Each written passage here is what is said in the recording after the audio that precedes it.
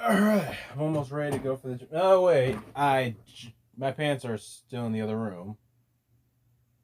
And I already started recording. Well, I guess that's that. Today we'll be looking at KamenRider W Forever, A to Z Gaia Memories of Fate. Yeah, I know, this is coming a total of 5 days late. I get lazy, and I know I'm going to have to make up for it later in the week.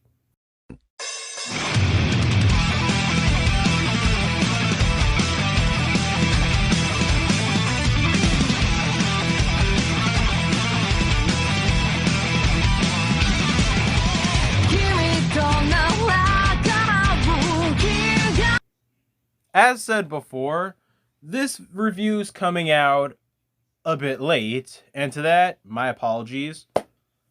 This should be out by Sunday, which is today, because I get lazy, and I have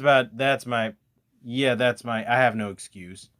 But anywho, sorry, hopefully uploading today, and later in the week, that'll make up for it, and fix my attendance, and fix up how I do things as an editor, too.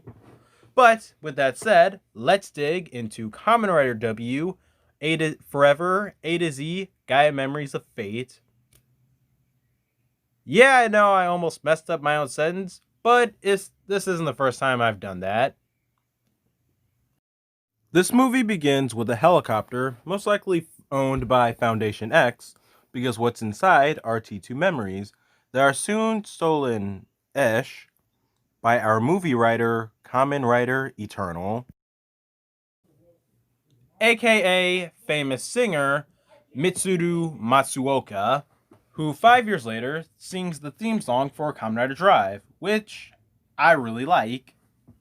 And so, what T2 memories are Gaia memories that will forcibly transform people into Dopants, which does show and happen within the first, I want to say, 15 minutes of this movie. Anyway, aside from that, let's talk about KamenRider Eternal's suit, and the fact that he uses the Lost Driver, which makes sense, because he only uses one memory.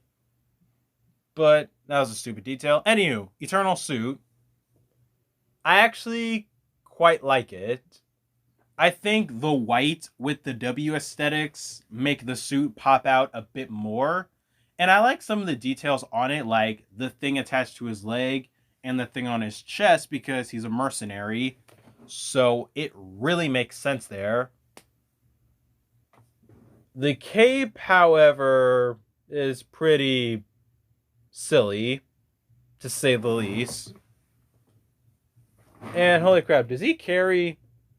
I just realized something right now, because his primary weapon is like, I want to say a bowie knife or some type of pocket knife. Wait, no, I want to say a hunting knife or dagger, whatever. I'm wondering, does he carry his primary weapon, which is kind of a dagger, on that leg? But aside from that, I actually think the suit's pretty cold. The cape, however, is a silly choice, but aside from that, it's a good looking suit. And so, the rest of Eternal's gang are Dopant versions of W's memories: Heat, Luna, Trigger, Metal, and Cyclone. Cyclone we'll get to in a bit, and is the only human memory possessor among them, because the rest of them are Nevers.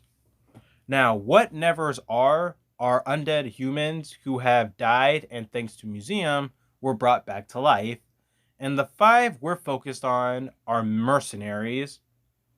And personally, the 2 that I think I like the most are the Trigger and Heat Dopant. I like Trigger because his actor is Boken Silver / Kyoru Gray, and he gets a rivalry with Axel where it's sniper versus non-sniper.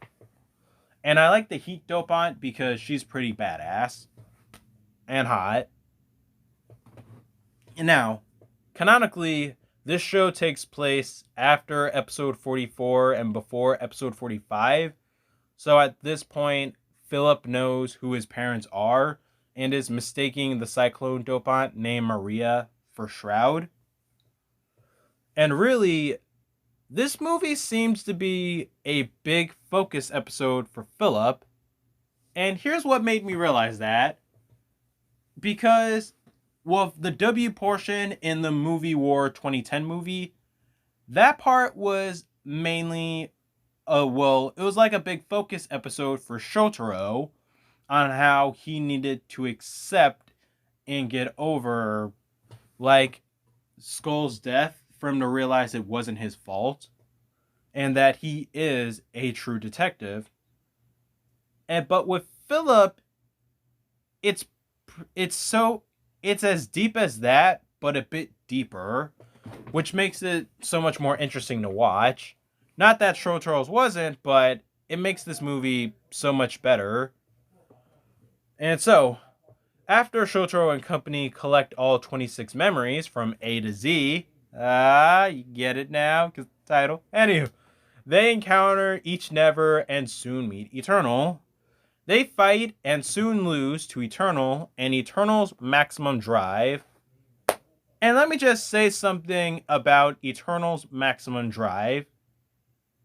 Has anyone here ever seen KamenRider Blade and know about that one card that Liangle has, the remote card? Yeah, Eternal's maximum drive is the remote card of this movie. Because once Eternal does his maximum drive, he shuts down all other memories, leaving Shotaro, Philip, Ryu, and even Museum defenseless. Once the good guys are unarmed, Maria steals the T2 memories from Akiko, who was there holding on to them. Now, Philip, still wrapped up believing Maria being Shroud, despite what just happened, runs off in dismay. And it turns out that Maria is Katsumi's mother.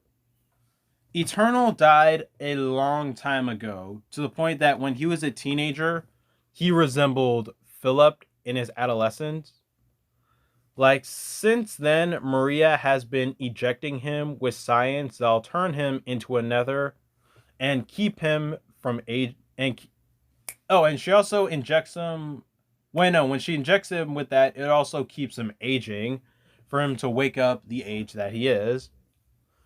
The reason why Maria's been so close to Philip is so that Katsumi could capture him and use him to fire up all 26 T2 memories to fire a ray from Futo Tower that'll turn everyone into a Never. And I just now realized that the mothers in this series alone really seem to spoil their children, to the point that they'll do whatever they can to defend them. Like, yeah. Anyway, Shotaro goes back to the Normie agency thinking about Philip, and he, I want to say, sees or meets an illusion of KamenRider Skull that leaves with him a lost driver. And it came, Deus Ex Machina came in the nick of time, because the heat dopant just jumps Shotaro to find the last memory, but Shotaro gets the memory first, and that T2 memory is... I can't fake. It's Joker, okay? It's Joker. And what a coincidence. Along with a lost driver, the Joker half of W can become KamenRider Joker. And boy, do I still like KamenRider Joker. He harkens a Showa KamenRider once you hear that. And all he needs are his fists. And with Joker being enough for Shotaro to defend himself, him and Ryu go storm Futo Tower to rescue Philip. Shotaro does find Philip and Eternal, and the heat dopant pops up badly injured, and Eternal explains that after a Never is beaten by a maximum drive, they die and soon disintegrate. That's what happens to the metal dopant, and Eternal shrubs her off as she's surprised by how cold-hearted he is. Okay, dude, you guys murdered people together. Did you not realize that earlier? Philip's not having any of this and decides to shut down the machine while hooked up to it.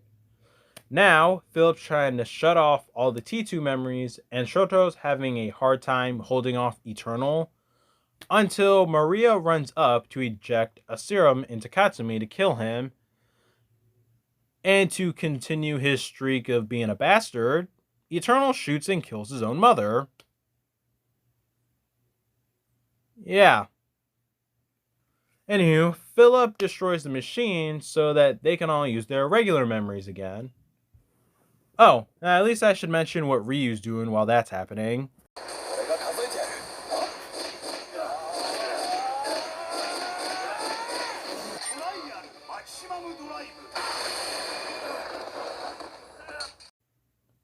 Just taking care of business. Eternal limps off to recover, but W soon catches up to him after Maria apologizes for her betrayal and dies. W and Eternal fight again, but Eternal gets his last of assistance from the Luna Dopant as he escapes. And as the Luna Dopant distracts W, we get our cameo for the next show, KamenRider O's.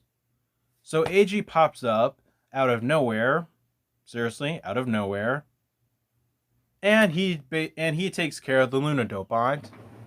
So once W gets back on his trail and actually finds Eternal, they have it out, and W goes through multiple form changes to beat Eternal, but once they hit Extreme, they're back to having a hard time until they get knocked off of a building, and the prayers of everyone in Futo and the winds of Futo basically give them the edge they need when they go into Gold Extreme, which is basically Cyclone Joker Extreme, but with gold in the middle instead of white, and wings on the back.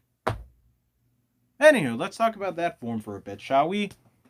It's basically how I just described it with the gold in the middle. Personally, I don't know. I don't really seem to have much of an issue with it. I don't prefer one over the other. I just think, all right, cool. Like, you'd think I would like this more because gold's one of my favorite colors, but really, it's fine. It's pretty interchangeable to me, whether it's white or gold. The wings on the back are nice because you can fly. But yeah, in the end, they beat Eternal, and this movie's pretty good. Like, what Philip goes through in this movie makes it pretty dang good to watch, and probably makes this movie better than what I'm saying right now. Point is, this movie's fantastic. It's pretty deep. There's good action. Though I will admit, it's pretty weird how Shotaro just gets the lost driver, but I like this movie too much to care. And this movie's good. That's really strange. I'm saying, oh, this movie's good. That's probably because I don't have any real critiques about it or anything. Although this is like literally my second time watching this movie as a whole, and go watch it. You might enjoy it too. Anywho, for the last 2 weeks of W month, we'll be looking at the KamenRider Axel movie and the KamenRider Eternal movie. Fun, fun, fun. And of course, I'm going to watch Axel first. So, thank you guys for watching. Please don't forget to like, subscribe, share this video, and tell your friends about KamenRider Blackman. Now, I'll see you guys next time. Now I gotta go clean up a mess so that hopefully later I can go work out.